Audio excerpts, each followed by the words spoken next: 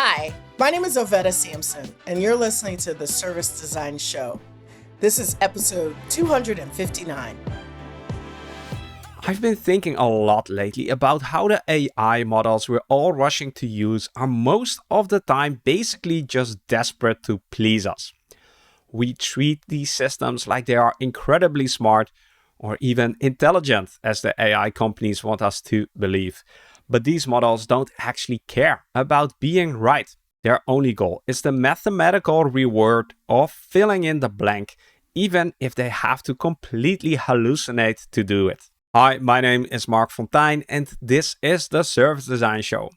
Our goal here is to figure out together what it actually takes to design services that work for people, for businesses, and for the planet.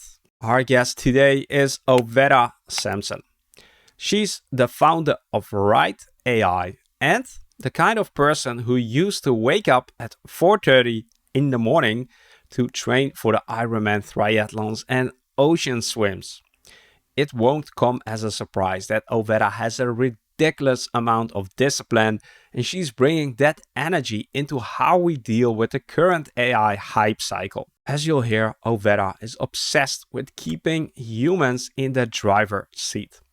In our conversation today, we talk a lot about why treating AI like a person is a massive trap, and why letting engineers handle AI deployment on their own usually ignores the messy real-world context of how humans actually behave. The part that really stuck with me was when Ovetta brought up a fatal self-driving car crash to explain something called automatic deference.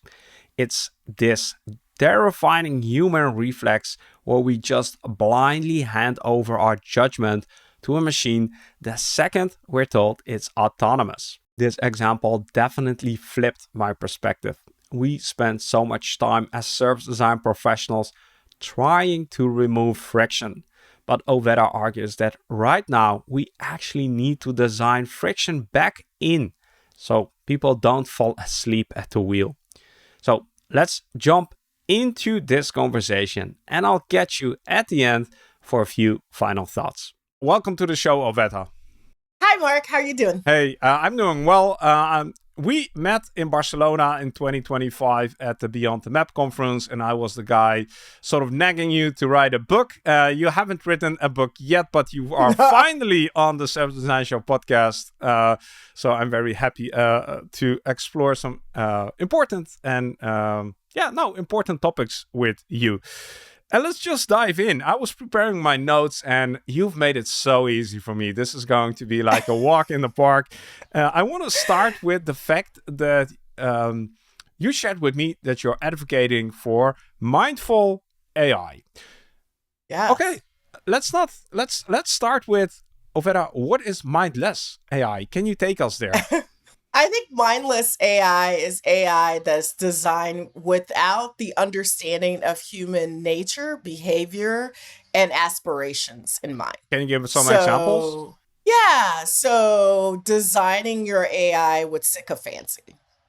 And because sycophancy makes it easier to prey upon our cognitive bias of anthropomorphism, which also makes it easier to have attachments to inanimate objects and ascribe human values and attributes to, which also makes it easier for us to disassociate from the embodied world, which also makes it much more difficult for people to discern and make decisions based in reality. So we are being tricked when we are chatting to chatbot Charlie, thinking that impersonating something that it's not. Like, is that what you're hinting at?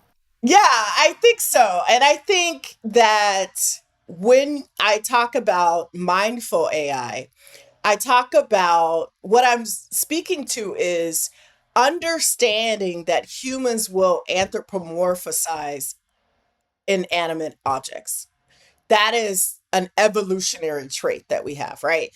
And so if you understand that about human behavior and you want to adhere to a really well researched and known principle about transparency in AI, then you want to design in non human friction points to remind the human that is engaging with the machine that they are indeed engaging with the machine.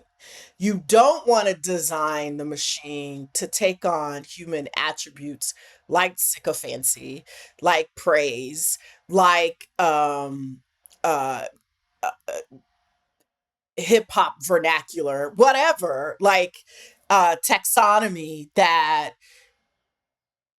forces people to have cognitive load about distinguishing between when they interact with a machine and when they interact with a human.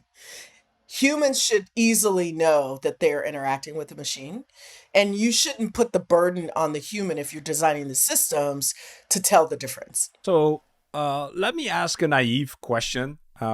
Sure. Why does it matter? Like, what's the problem? Well, Yeah. it matters currently. So I get an email every day or week, and it comes from the AI incident space. And it's basically a list of AI incidents that are vetted and listed in this database that allude to human engagements with machines and AI systems that cause harm. And so it matters about the human cognitive bias to anthropomorphize machines because another bias that tends to come there is automatic deference to machines in lieu of our own human judgment. And so that could cause significant harm. Like for example, the first death of a self-driving car. I remember this vividly because I was in China doing research on self-driving cars, and it came over an alert that a self-driving car that was hired by Uber had hit a pedestrian in Arizona. A woman was pushing her bicycle across a four-lane highway. There was a person in the car whose job it was, she was sitting in the passenger seat, or she was sitting in the car. Her job was to monitor this car's behavior. Now, that woman had been in that car. She was hired to do it for hours and hours, and the car had not made a mistake. And so what she decided to do was basically check out. She was scrolling on her, we have video of her scrolling on her phone, all that good stuff. And so in the design of that interaction with the human monitor and the self-driving car were a few things that I think brings up this human engagement risks of anthropomorphism and automation bias. And one of those was the car's even moniker of being self-driving. Because it it's not a self-driving car. It needs human intervention to be able to not have accidents, right? And so the car got confused because it knew the physics of distance equals vt, right? It knew what the speed of someone walking was, and it knew what the speed of someone riding a bike was, but it didn't understand, and it had never been trained on the speed of someone pushing a bike. So it made a decision in that moment to keep going. And it plowed through a person, basically. And she ended up dying. And so the danger of us not being aware and designing with our cognitive biases in mind when it comes to automation is nothing short of death, but also it interferes and disrupts our relationship with the real world. And so now you have what's commonly known as AI psychosis, but there's a that's the popular term for it. But basically it's people going down rabbit holes with machines and falling and succumbing to its sycophancy saying that they're the best mathematician in the world. That's how you get things like the Flat Earth Conference, right? Where hundreds of individuals are getting together because their algorithms told them that the earth is flat. And now they believe that. So now you're getting distorted realities. You're not just getting new narratives. You're getting people who look at the world in a very distorted way because they're engaging with these machines as if they're engaging with humans. Okay. So we're engaging with machines as if they were humans, or they are. In our design process, we might have a design principle where we try to reduce friction, we try to make things seamless, we try to make it a pleasant experience, and therefore we might come up with design principles and design choices where we actually say it's better for the end user to feel something when they are interacting with a machine rather than them having sort of a sense of a tool or an object. So I would ask why does someone need to feel something when they're engaging with the machine? maybe because it's going to lead to a better experience. Like it's going to give you a more pleasant experience, a more enjoyable experience. I don't know, a sense of being understood. Human, But yeah. I understand wanting an experience that you can Uh feel, huh. but I'm just trying to get a distinction here between having that feeling with the machine. So how would you like? Like, Yeah. do we have that experience with our laptop? Like, are we, when we engage with our laptop, are we like, hey, laptop, let's have this Well, like some people might. I don't think it's a bro majority. Yeah. experience, right? Yeah. I'm just asking. Yeah. I'm just saying, like, do we have the same expectations for other machines that we engage with? So we engage with a computer as a machine, Mm-hmm. right? We engage with an automatic door. We engage with, like, we have lines of demarcation about um what is a human experience and what we want to feel and objects. And the reason that this gets distorted is because AI systems can speak, right? Communicate. Or They they communicate. can Yeah. communicate, right?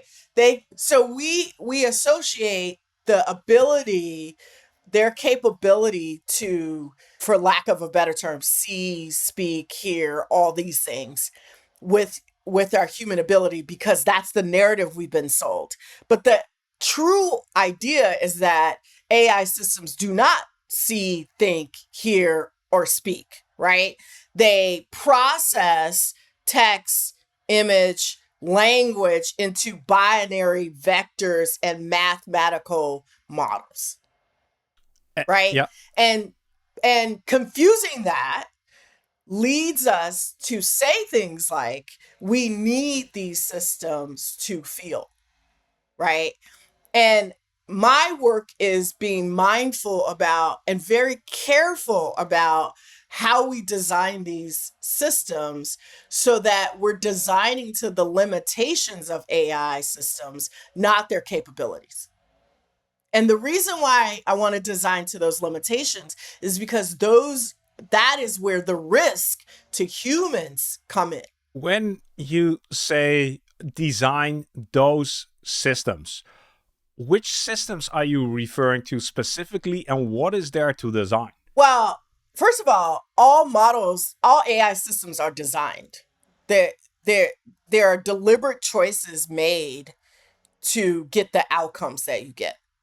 So if there's anybody who says that AI systems is just about math and binary and zeros and ones, that's just BS. That's not true.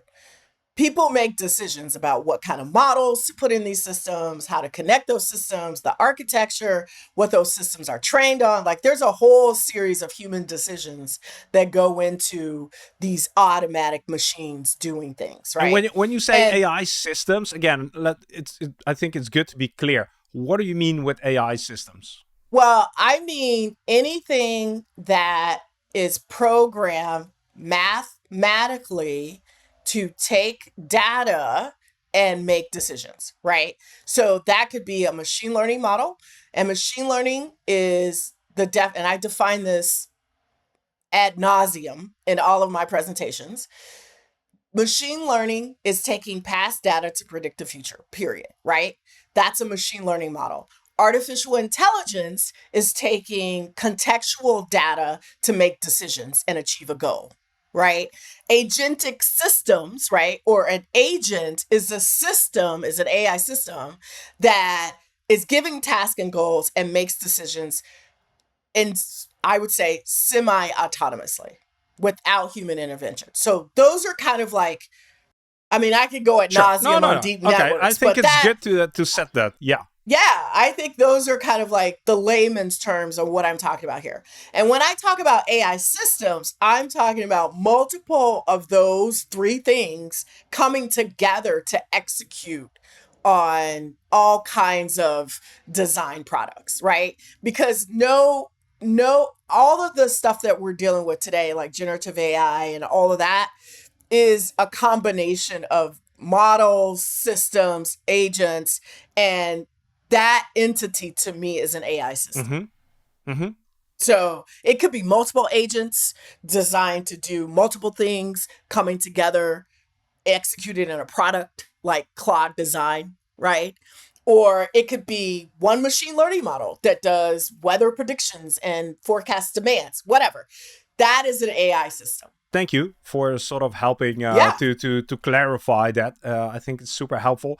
Now let's go back to the design part because um, there's an design element in how these models are actually trained. Like, uh, yeah, that is very foundational and fundamental work. Most of us will not be involved in that stage, although we probably should be involved in that stage.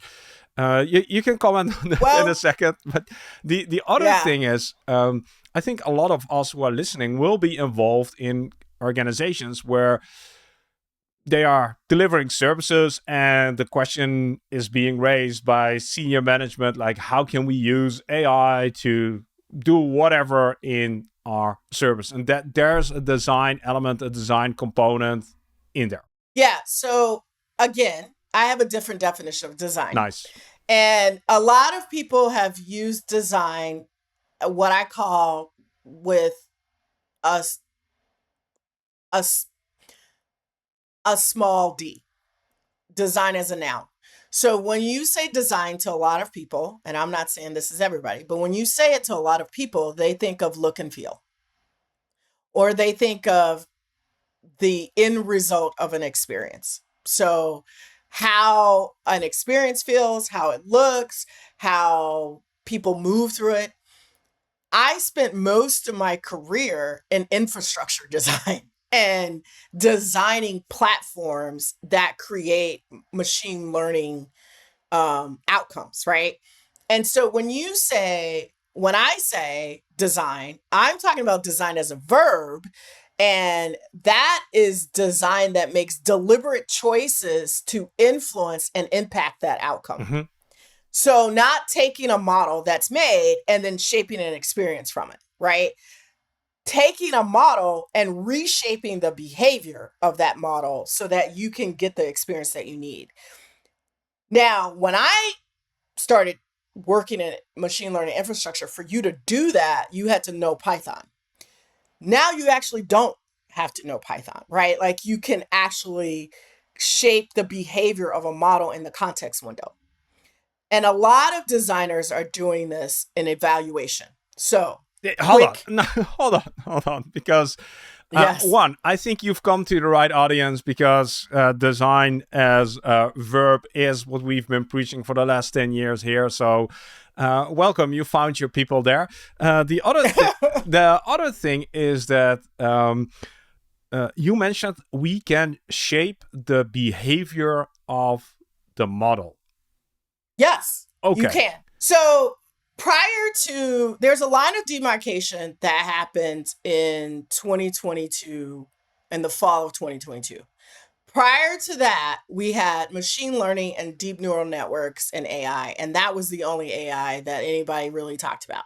These were the models that powered Google search engine, Meta's Facebook algorithms, ad feeds, like all of the Spotify, Netflix recommendation, all of that, right? Like that was the world we lived in. And there was a very small group of people who knew how to build those models and execute on those models. And then ChatGPT came out in October 2022, and the idea of training models, evaluating models moved from a very heavy mathematical, statistical, quant need to a qualitative one. One that said, it's not hot dog or not hot dog from the famous Silicon Valley show. It's, is this hot dog delicious looking? Is this poem good?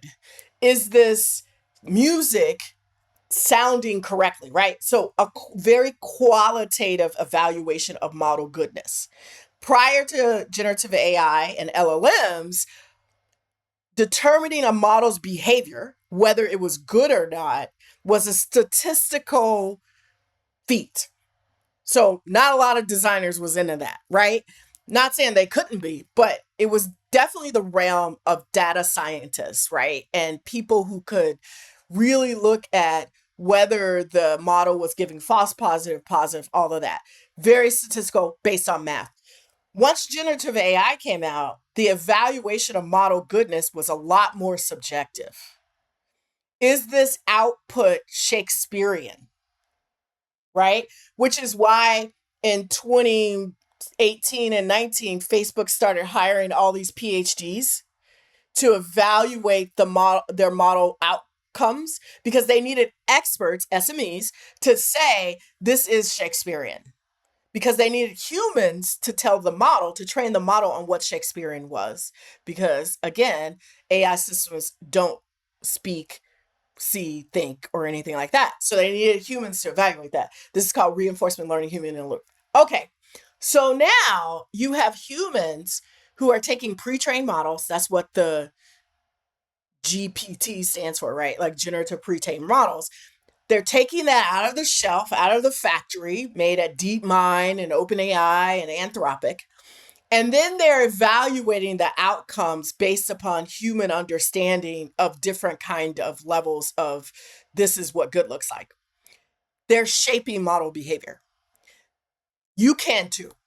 How do You we do don't that? have to How be do a we do that? PhD to do that, right? We're not at Anthropic or OpenAI or so. Yeah, How but do we shape them? if you're a designer and you're working at a company that is using Claude or using um open ChatGPT, you have to shape its behavior because ChatGPT and Anthropic know nothing about your business. So now you have to teach this pre-trained model, this factory model, what's important, what does goodness look like? And that's done through the context window, right? So now you understand like why people are talking about tokens and all this kind of stuff and prompting. So people are prompting. When people prompt a model, they're shaping its behavior, right? They're shaping the outcome it gets. What designers need to me, if you're going to do design as a verb in the AI era, you have to shift left. So you can't wait until the model is all massaged by engineers. You have to go to that context window and you got to start shaping its behavior so that because you understand the human better than anybody else, what this model is going to encounter when what humans are going to encounter with this model. So one of the prime example, sycophancy. What? Yeah, sycophant. Unpack that word for me So because it's not on my daily vocabulary. so sycophant, right? Like if you've ever seen a political show and one of the if you've ever seen Veep, which is on HBO, it's a really good show. It's funny. Julia Dreyfus is in it, and it's called Veep because she's a vice president, but her right hand chief of staff is a sycophant. He basically sees nothing wrong in what she does. So every time she does something, which is some really horrible stuff, he just cosigns and agrees with it. And that's sycophancy, where it's like, no matter what you The say, you're cheerleader. great. And I Yeah. And I know if you engage with any of these models, that's what they do. What a brilliant idea, Marc. You're so smart, Marc. How did I not think of that? And blah, blah, blah. That's sycophancy. Where does sycophancy comes from? Well, sycophancy is an emergent behavior. So these pre-trained models, be it Anthropic, be it OpenAI, Gemini, doesn't really matter. They weren't trained on sycophancy, right? When they were made to return positive outcomes. That's how they got rewarded. But because generative AI requires humans to evaluate the model, what the models, these systems really figured out, they're really good at patterns. They figured out that humans rated their outcomes higher when they agreed with them.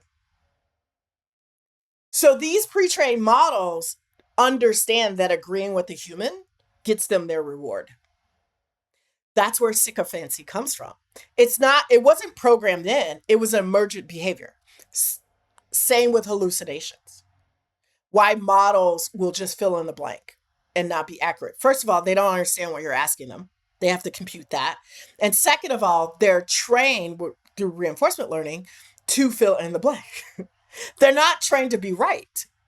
And see, that's the difference here. And that's why it's really what I call unmindful to burden the user with the nuance of the difference between being accurate and right and filling in a blank. Yeah, that is something we should repeat and really hammer upon.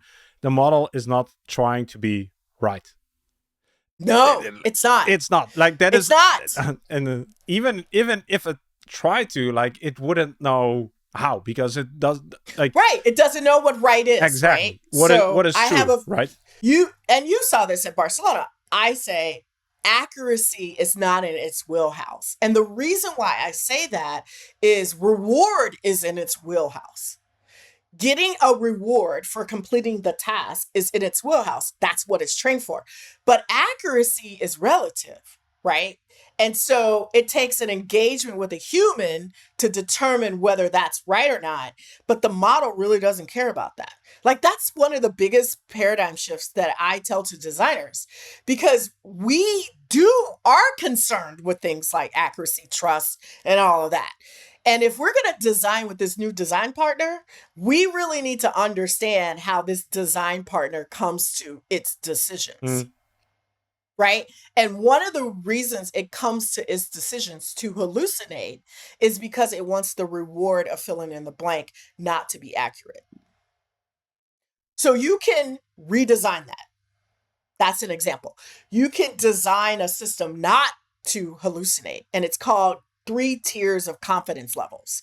So you're telling the system that you have 3 different tiers of confidence level. The first tier of confidence is, I know the answer is correct. I know this answer because I can go retrieve it, right? Yep. Not because I'm a model, but because I can go to this document and get it, right? Or can I add something to that one? Sure.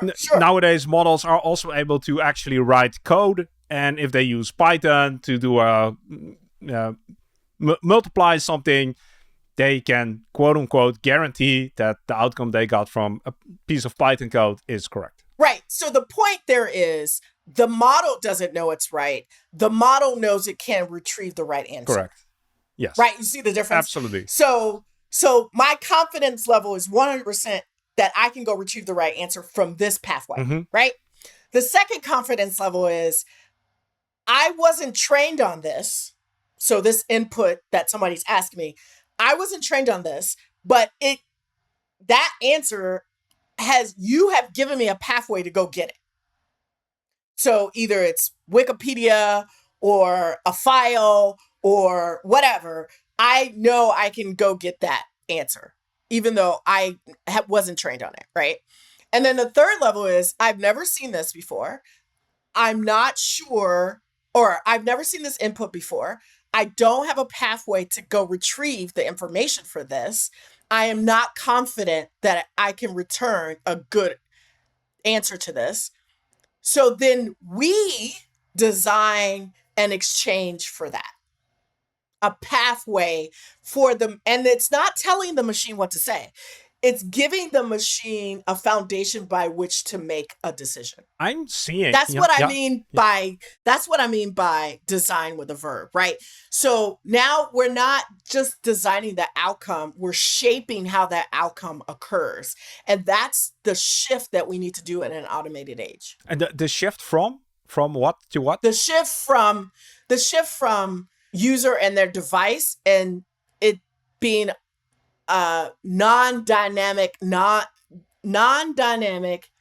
deterministic outcome. When I create a website and I write HTML and I write bracket hashtag 00000 bracket, it's going to be black, right? Like the color, I think I have enough zeros in there, but you know what I mean? The color will be black. It will be black every day and twice on Sundays. Not so sure with machine learning. You can put the same input into your context window and get different outcomes. So if you want to shape that non-deterministic outcome that you're going to get, then you want to give the model a clear, concrete, foundational pathway to make decisions. And that, to me, requires people who understand human cognition and ability, as well as engineers, which I'm talking about researchers and designers. Doesn't, Ovetta, this lead us to a partial explanation of the anthropomorphization, as in the way to think about these general purpose transformer models is that the way they behave looks and feels very similar to how humans behave. So I'm sure you've heard. They're designed that way. Yeah. So you hire an intern who doesn't know, and you sort of provide them with the same instructions and sort of have the similar expectations as you would from a large language model. I see a lot of parallels there. Yeah, of course, because they're designed that way. It makes it easier for us to engage with them. I mean, if those large language models came in a octopus form with arms, instead of like a nice little UI with that we can interact with, it would be really hard for us to adopt it, right? So it's designed that way to be easy for us to communicate with it. And that's fine. That's not what I have a problem with.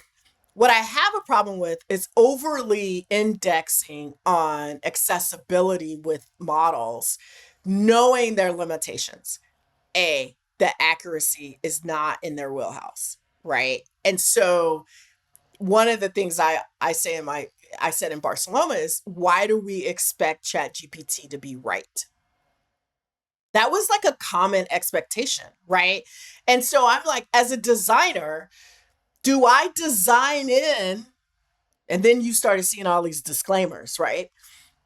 Where even in Copilot, they changed the term of service. They were just kind of like, this is for entertainment purposes, right? Like it really went from like, you need this in your workflow to this is for entertainment purposes. Like, whoa, okay. So we got to find a middle there, right? Like we can't expect people to trust these systems if we're being surreptitious about what these systems are capable of. Like if we're kind of trying to be deceptive. That's what I'm saying. You don't need to be deceptive with people. You can be straight with them. And then let them decide how they want to deal with it. But I feel like it's disingenuous to design these systems as if they are human, knowing that they're not. What have you seen? Is it so that these systems don't even know themselves what their limitations are and therefore can't be transparent about it? Well, I think I think that's an anthropomorphized question, right? Because the machine doesn't know anything. I mean, the system doesn't know anything. It retrieves everything. You see the difference there, right? So, I mean, we could get into a philosophical conversation. I was doing a AI one-on-one with teens, and we got into a philosophical discussion about memory. Because I say LLMs don't have memory. Now, most people are like, yes, they do. I read a whole paper on it. And I'm like, no, they're calling it memory, but it's really retrieval. All that architecture on RAG and all the agentic architecture, that is about retrieving. Because tokenomics says LLMs can only take so many letters and hold it in their context window to engage with a human, right? It's a limited amount. That's what tokens are for, right? It's a limited amount. And so when it least reaches that limitation, it can no longer retrieve that information anymore, and it has to be designed in a different way. Am I saying that LLMs won't be able to retrieve the conversation that you had yesterday? They didn't when they first came out. They can't now. Why? Because we have the architecture for it. But systems don't have memory, right? We create the pathways by which they retrieve past information. And I know I'm being very didactic about this, but this is the reason. Because when we start saying things like machines think, machines have memory, machines whatever, we start having expectations of human outcomes. So what are the expectations that we should have? If we I think recalibrate, like if you yeah. you're the marketing department of Mindful AI, like what are the expectations that we should have? The expectation is that these systems are really good at calculations, recognizing patterns. So they're better than humans at it. They can recognize and see patterns at scale with lots and lots of data. They're processing systems. They can process a lot of things, which is why they do code well. They can process code because code is more binary than judgment calls, right? So whenever there's an application where the rule is always the rule and the exception isn't the rule, machines are better. Why? Because they can follow rules at scale, multiple rules. They don't get tired. They do it all the time, right? They don't have fatigue. They can keep doing this. So mindful AI is really about not using AI. And the number one principle of mindful AI is determine both the desirability and the applicability of AI use first. So whatever problem you're solving, mindfully think about, should AI solve this problem? And it requires both the desirability from people and the systems by which this problem will be solved, the people who engage with that system, and the applicability of the capabilities of AI, not and minimizing its limitations to solve this problem. So, for example, AI is extremely great at forecasting anomalies or forecasting when your machines are going to go out way before they do. Things like that, right? Not so great at forecasting which kids are going to end up in jail. Why?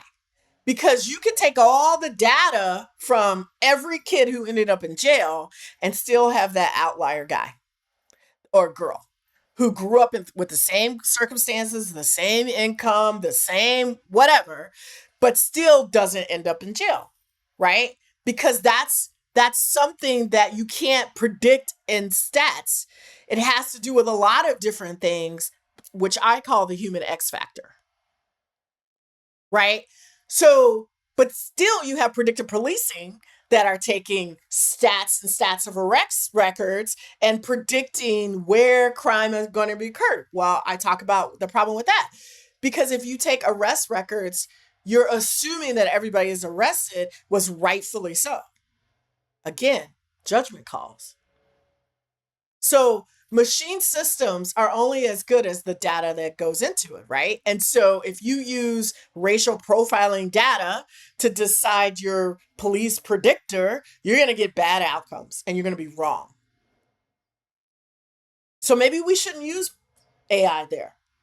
Should police departments use AI? I'm not saying no, but maybe we shouldn't use AI to decide who goes to jail. That's just an example. Yeah, yeah.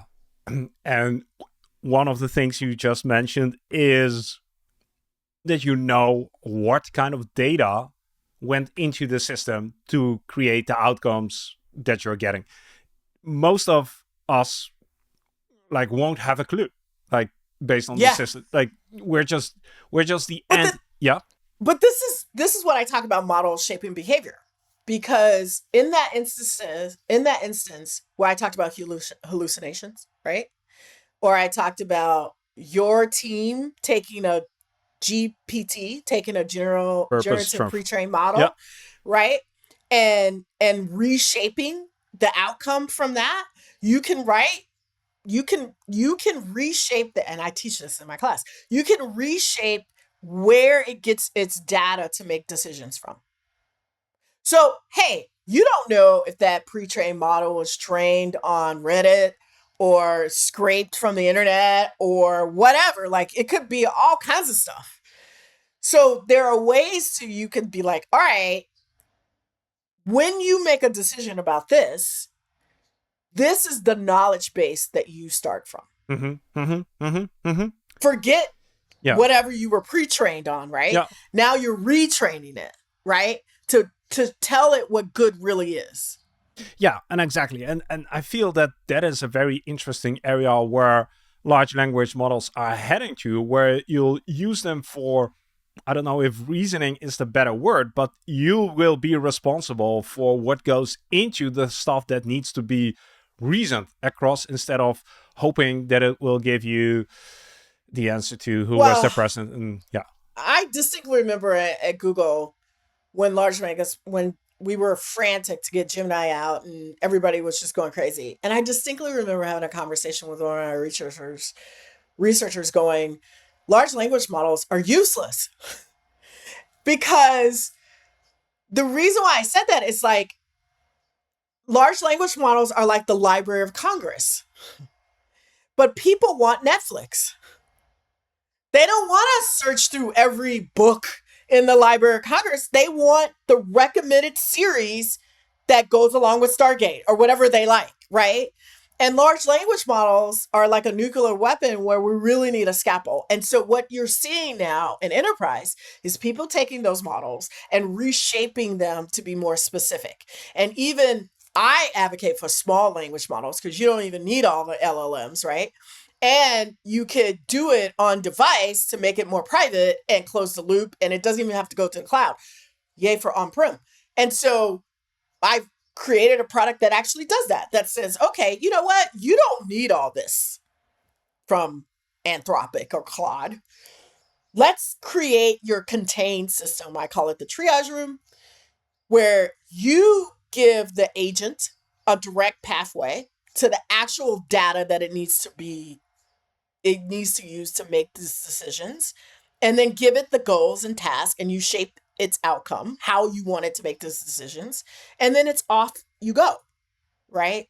And it protects your IP, and you don't have to bring in all these bad behaviors that these pre-trained models have, and you can reshape the outcome.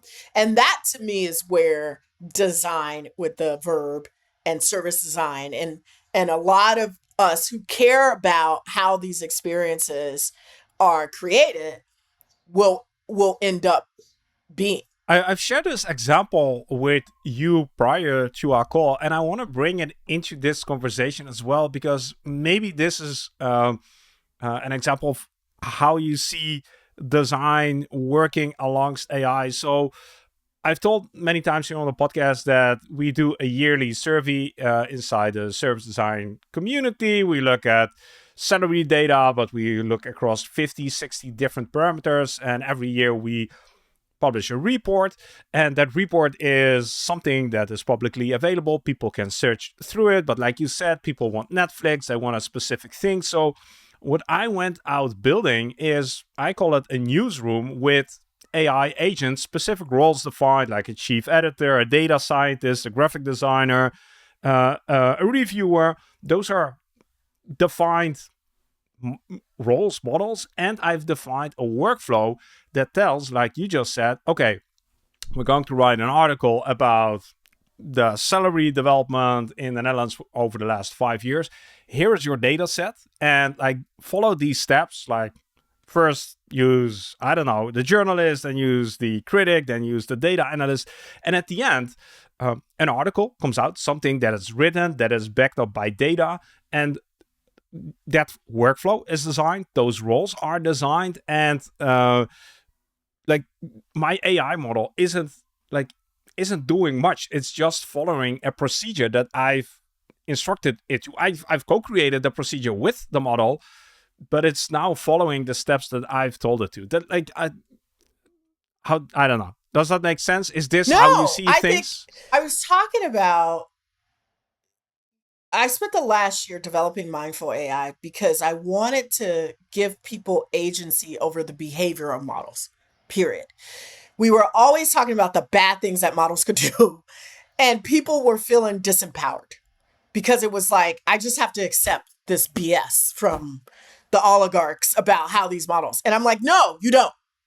So, how do we make it so that Marc can actually shape the behavior, not just give it the task and goal and reward, but shape the behavior when the limitations of these systems show up? So one of the questions that I would ask you is like, when you decided to, when you were designing this process, what could go wrong?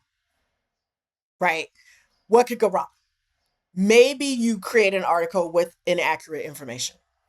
I'm just saying. Mm-hmm. It could happen, Mm-hmm. right? Maybe there's a link, inaccurate information. Instead of just kind of like accepting the continual dis destruction of the truth that now is the internet, you might just add a system command prompt to your agent that invites your audience to correct it. Right? Now, does it automatically update the data and publish it? No, it just escalates to you. It's like, hey, Marc, I generate this article automatically. Someone commented in the comment box. I'm just making this up. That's not true. Maybe you should look at that. I'm just, Yeah, yeah. because you would do that at a human newspaper, right? You would have an ombudsman or someone who takes calls who's like, hey, this article in the paper wasn't right. Why wouldn't you just make an agent for that? And the agent is separate from the agent who generates the content. Its only job is to evaluate accuracy. Why not Yeah. design that? And this is, I like, let's sort of double click and zoom in on this, because this is the design process. Yes. Thinking about the flows, thinking about the steps, thinking about the exceptions, Yes. And the and the limitations of your model. limitations. Yeah. Your model has a limitation around truth.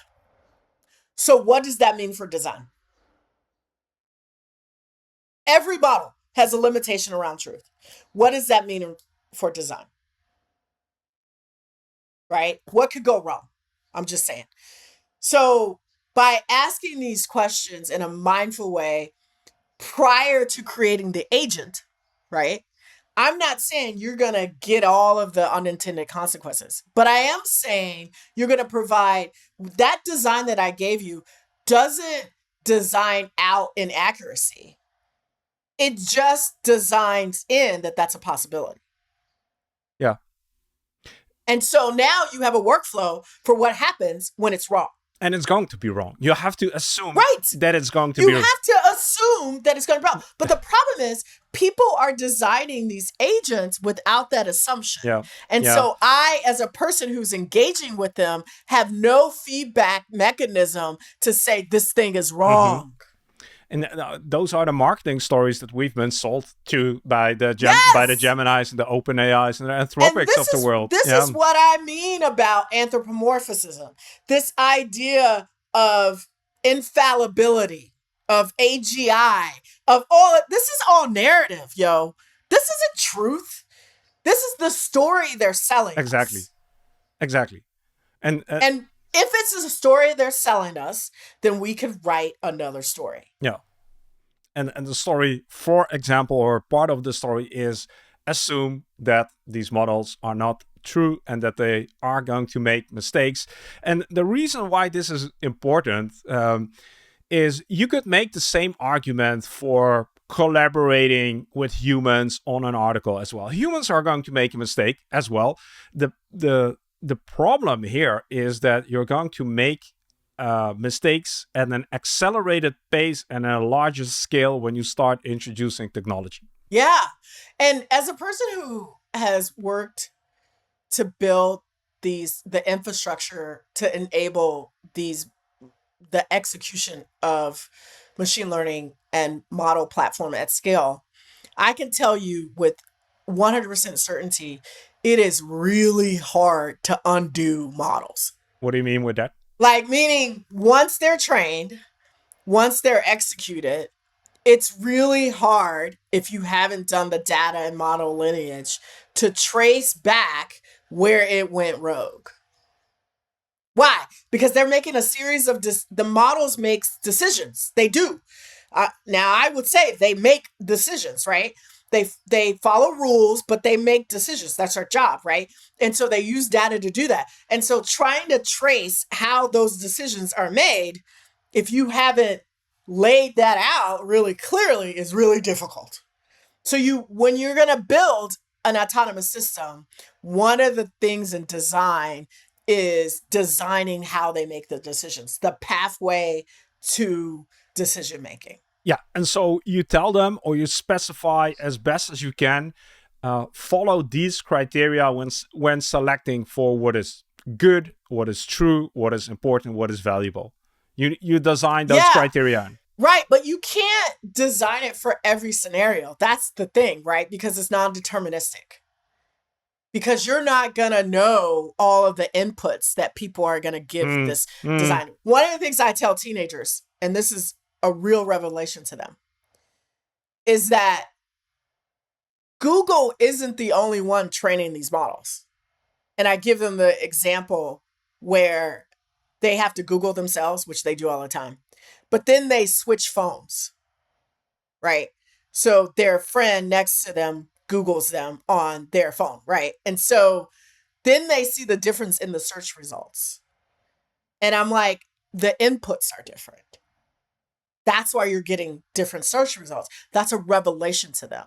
And what teenagers took from that was, I can control Google. That's how they thought. They were like, oh, I could change the outputs from Google by controlling the inputs, right? Adults are like, this is scary. They're like, oh my God, I didn't know that. Okay.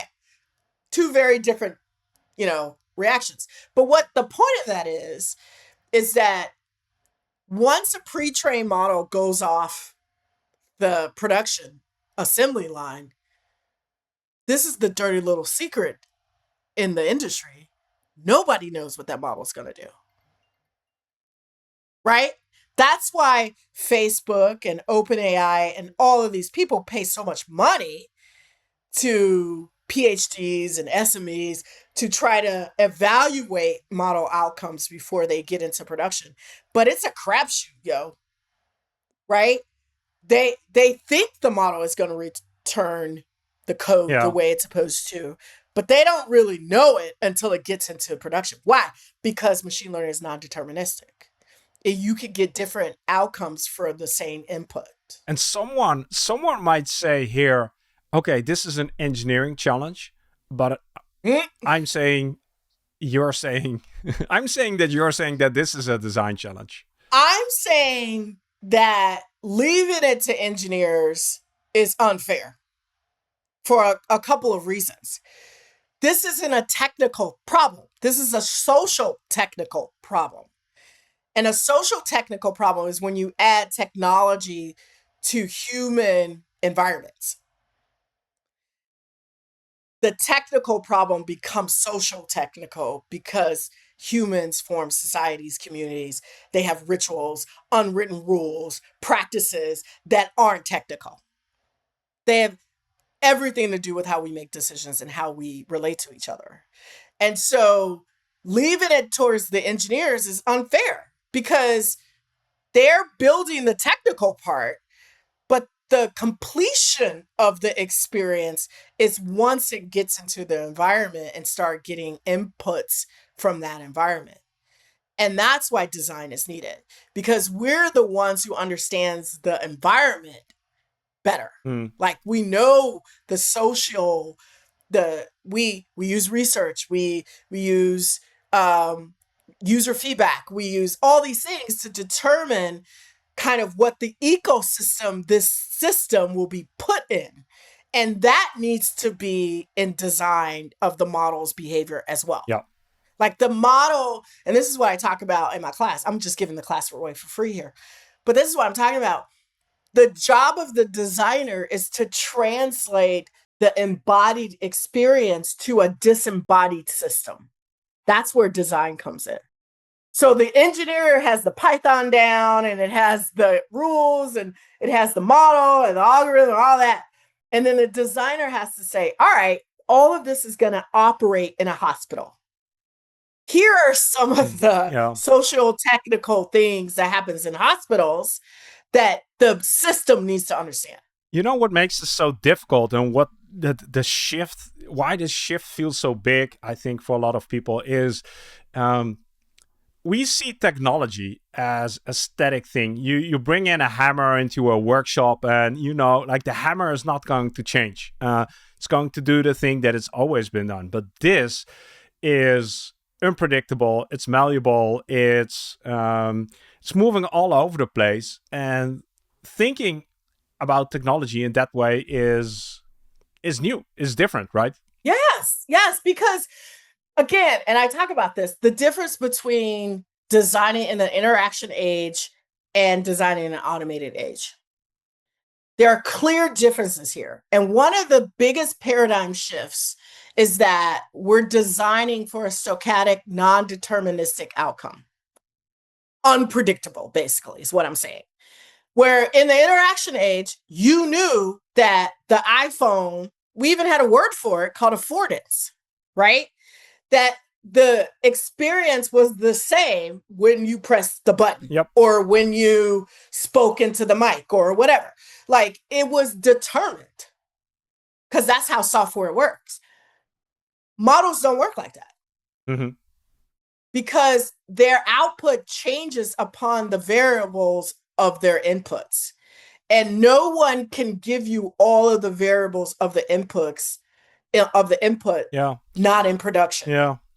Yeah, and maybe, and I'm sure that this analogy will fall short very quickly and break down. But if the model is the operating system, the general system, we need to load it with the right software. We need to provide it with the right instructions, tools that we want the model to produce. Yeah, and people are going to hate this. We're not always going to be right. So that means we need robust feedback loops, right? We need our users are co-designing this experience with us.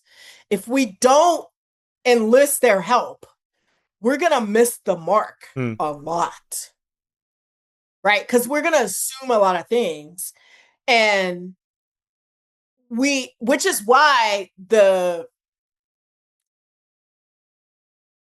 non-deterministic nature of model outcomes really lends to the non-durability of products.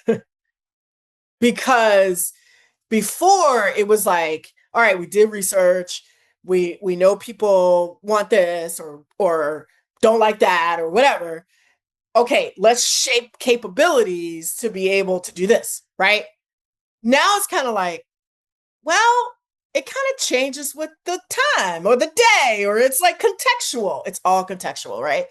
And so now it's like, the agent can make decisions about how the experience should go based on the context by which the environment is giving that. And so to evaluate whether the agent made right decisions, we need that robust real-time feedback. And we need that understanding about the context. Yeah. Yeah, Yeah. yeah. And so I I'm just saying, like, and I remember saying this a long time ago to a team that I worked on, that designing in an AI age will be completely different. And it's so different that it's going to be really hard for you to kind of like internalize that. And now that I'm working with teams and I'm working with companies for AI adoption and bringing in this quote unquote new design partner known as AI systems and tools, right?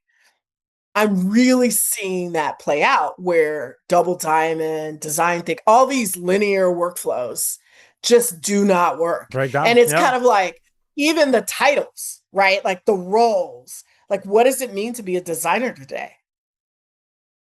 What does it mean to be an engineer? When designers are pushing to code bases and engineers are having UI done by Claude. So we're all seeing a transformative, It's a disciplinary, mess. Ovetta, it's a yeah, mess. chaos, It's right? chaos. Like we're all going through that. So we should take comfort in knowing that nobody knows what their job is right now. So, if that's the case, what do you say to everybody who's made it so far into the conversation with us? Like, what's a practical thing they could do today, tomorrow, to, um, I don't know, gain more confidence, become better at practicing mindful AI? Well, I think a practical thing you should do is to know that you can shape model behavior, to understand what the context window really means, and that these models come out like a factory car, right? Like with factory default settings that you can reshape. You should. You must. And you should reshape because they come with things like hallucination and sycophancy and all the limitations that models have, right? And so my number one thing is to think of your job as a designer. If you think of yourself as a human-centered designer, which has in the United States, it has a definition that's a two-parter. One is getting requirements from users about what they want, need, all that. And the second is creating products that don't do them psychological, physical, and social harm.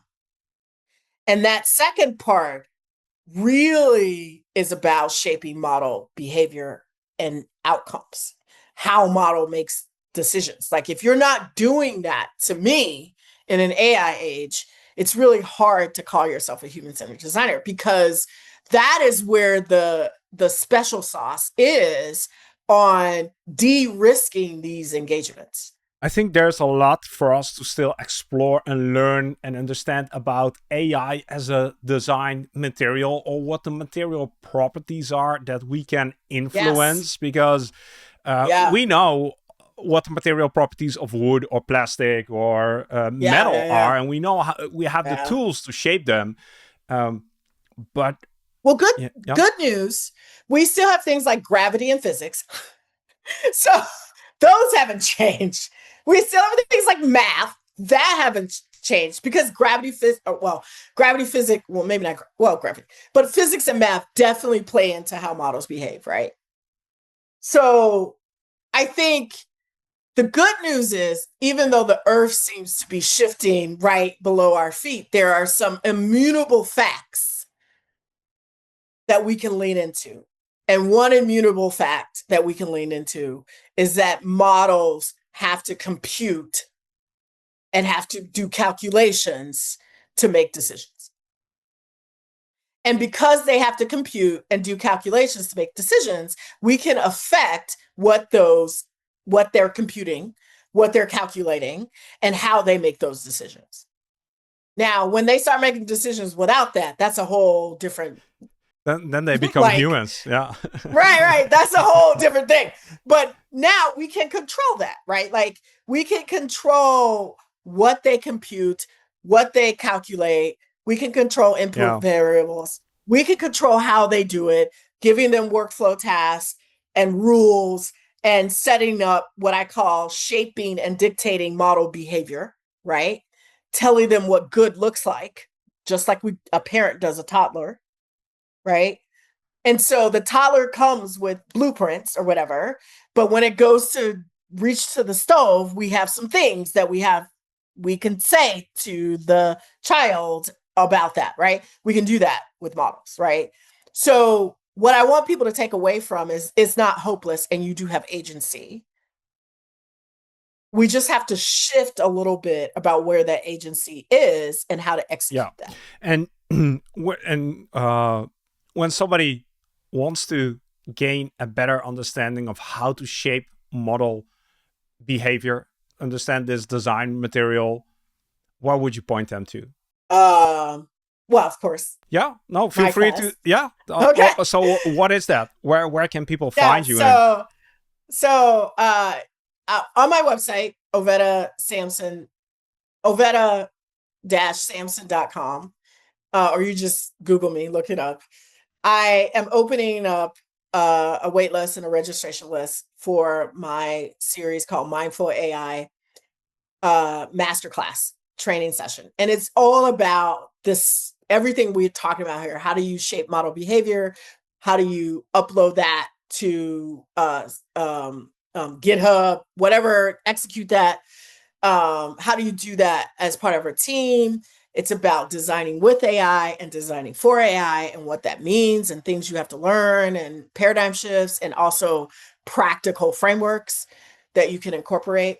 So you can go to my website and sign up for that masterclass. It's going to drop this summer, but also other places that you need that can help you.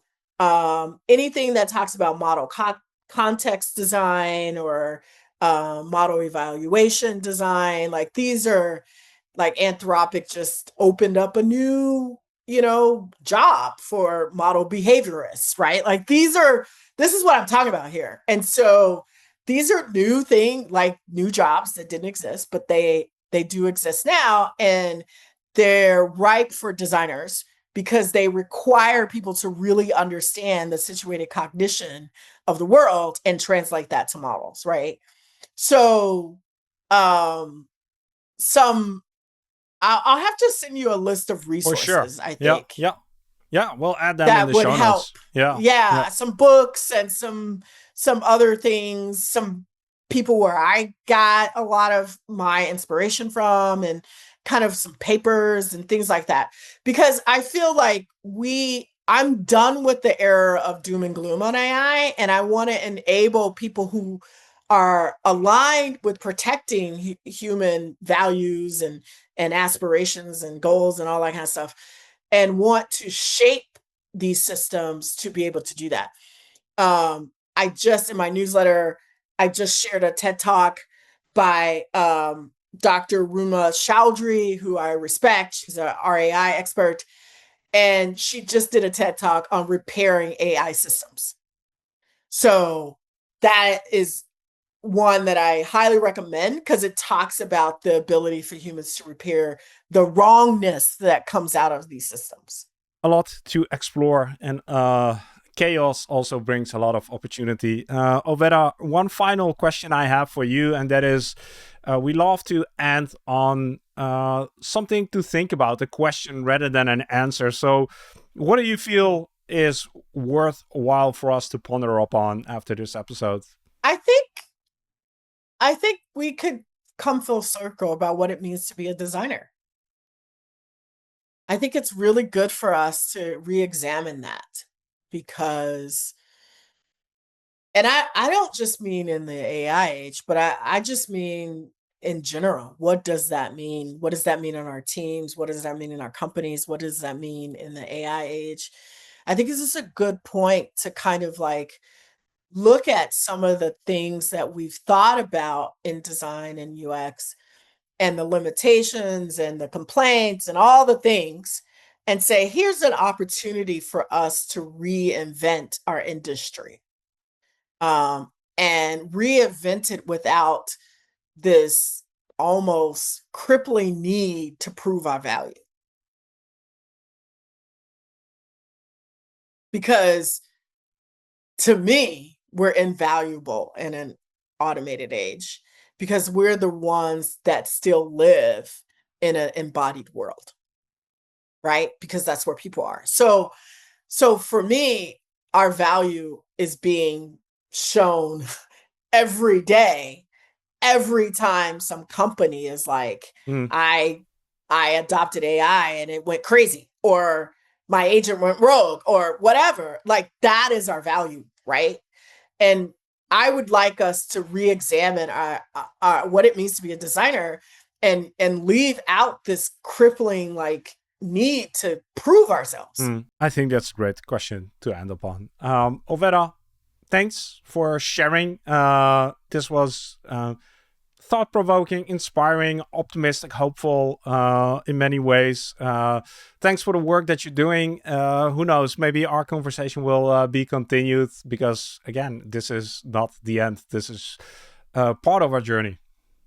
Well, when the book comes out, I would love for you to have me back on. For sure. You can be sure of that. Once again, thanks for coming on, and to be continued. Thank you. Yeah. Thank you so much, Marc. I appreciate you. Once again, a huge thanks to Ovetta for coming on.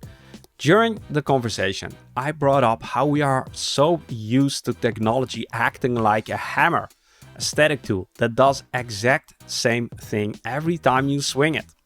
But large language models don't work like that. They shift, they hallucinate, and because of that, you can't just toss them over the wall to the engineering team and hope for the best. We as design professionals actually have to get our hands dirty in the context window and shape the rules ourselves. Ovetta said something I wrote down immediately. Models have knowledge, but people bring wisdom.